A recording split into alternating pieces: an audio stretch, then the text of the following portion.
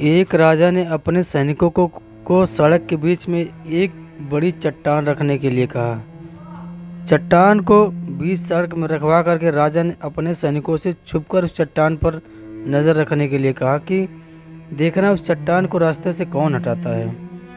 लोग उस जगह पर आते रहें और जाते रहें, लेकिन किसी ने भी उस चट्टान को रास्ते से हटाने की कोशिश नहीं की।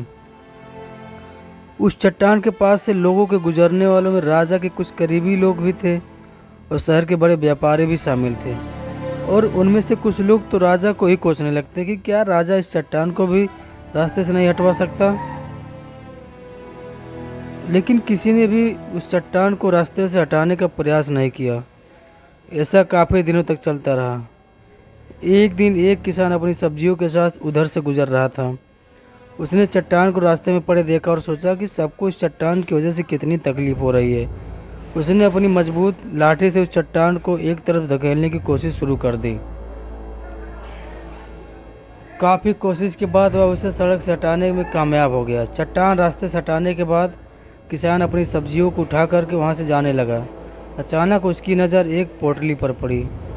ठीक उसी जगह पड़ी थी जहाँ से उसे चट्टान को हटाया था। उसने इस पोटली को खोलकर देखा तो उसमें सोने और चांदी के बहुत सारे सिक्के थे और सिक्कों के साथ राजा का एक संदेश भी उसमें था, जिसमें लिखा था कि ये सोने के सिक्के और चांदी के सिक्के उनके लिए हैं जो इस चट्टान को रास्ते से हटाएगा। दोस्तों, बिल्कुल ठीक इसी तरह हम लोगों की लाइफ में होता है। कई परेशानियाँ आती हैं, कुछ लोग तो परेशानियों से बच कर निकल जाते हैं और कुछ रास्ता बदल देते हैं और चंद लोग तो ठान लेते हैं उन परेशानियों को हल निकालने के लिए